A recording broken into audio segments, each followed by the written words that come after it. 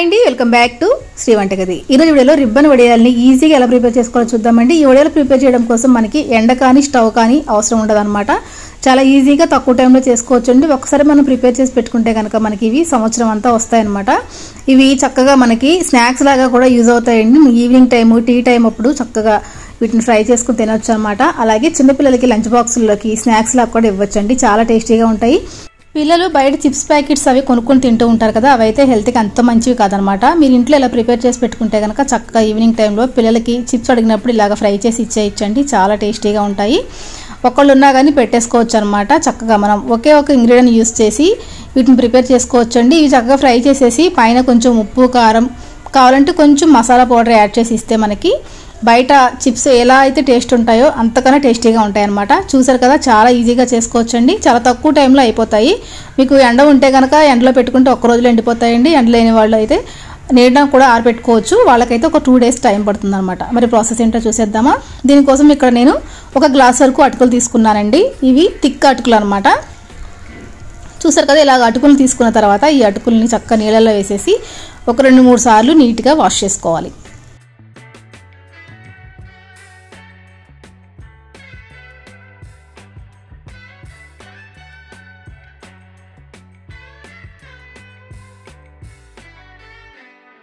చూసారు కదా, ఇలాగా చక్కగా వాష్ చేసుకోవాలండి.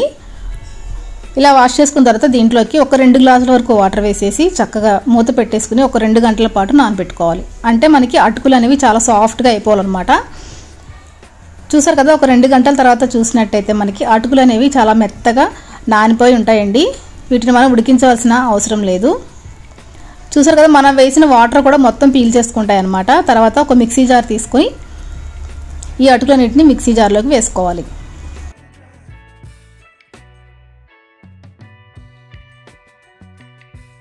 ఓకే ఫ్రెండ్స్, ఇలా వేసుకున్న తర్వాత దీంట్లోకి రుచికి తగినంతగా సాల్ట్ వేసుకోవాలి. అలాగే 1/2 టేబుల్ స్పూన్ వరకు కుకింగ్ సోడా ఉంటుంది కదండి, వంట సోడా, అది వేసుకోవాలన్నమాట. ఒక 2 టేబుల్ స్పూన్ల వరకు మైదా పిండి వేసుకోండి. లేకపోతే సగ్గుబియ్యం పిండి అయినా కానీ వేసుకోవచ్చు. చూసారు కదా, వీటన్నిటిని ఇలాగా మెత్తగా గ్రైండ్ చేసుకోవాలి. వాటర్ అయితే అసలు ఏమీ యాడ్ చేయొద్దండి. మనం నానబెట్టుకున్న వాటరే సరిపోతాయి. చూసారు కదా, ఇలాగ ఒక బౌల్లోకి తీసుకోవాలి. ఇలాగే పిండి అంతటిని చక్కగా గ్రైండ్ చేసుకోవాలండి.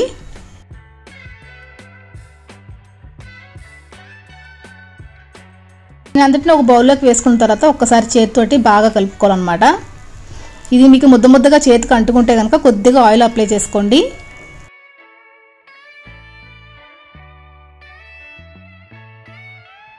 చూసారు కదా, ఇలాగా బాగా కలిపేసుకోవాలి.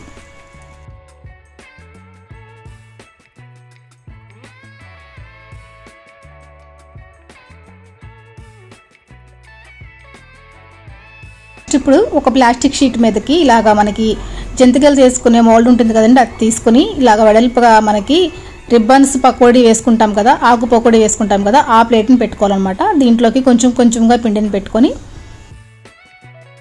ఒత్తుకోవటమేనండి. మీరు ఆయిల్ అప్లై చేసుకున్నట్టయితే కనుక అవి ఒత్తినప్పుడు ఒకదానికొకటి అంటుకుపోకుండా ఉంటాయి. ఇలాగ ప్లాస్టిక్ షీట్ మీద అయినా కానీ లేకపోతే కాటన్ క్లాత్ పైన కానీ ఒత్తుకోవచ్చండి.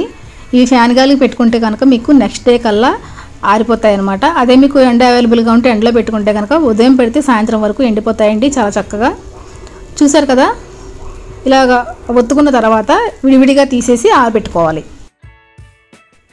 చక్కగా ఫ్యాన్ కింద కూర్చుని ఆడుతూ పాడుతూ పెట్టేసుకోవచ్చండి. చాలా తొందరగా ఆరిపోతాయి అన్నమాట ఇవి. చూసారు కదా, ఇలా పెట్టేసుకోవటమే. ఓకే అండి, ఇలా మనం కాటన్ క్లాత్ మీద కూడా పెట్టుకోవచ్చు అనమాట. చూసారు కదా, నెక్స్ట్ డే కల్లా ఎంత చక్కగా ఎండిపోయాయో చూడండి. చాలా త్వరగా డ్రై అయిపోతాయండి. ఓకే ఫ్రెండ్స్, వీటిని మనం 1 సంవత్సరం పాటు స్టోర్ చేసుకోవచ్చు అనమాట. చూడండి, మీకు విరిపి కూడా చూపిస్తున్నాము. చూడండి ఎంత చక్కగా విరిగిపోతున్నాయో. ఓకే ఫ్రెండ్స్, ఇప్పుడు వీటిని మీకు ఫ్రై చేసి చూపిస్తాను. చూడండి ఒకసారి. చక్కగా ఆయిల్ హీట్ అయిన తర్వాత, బాగా వేడైన తర్వాత ఆయిల్లోకి వేసుకొని ఇలా ఫ్రై చేసుకోవటమేనండి.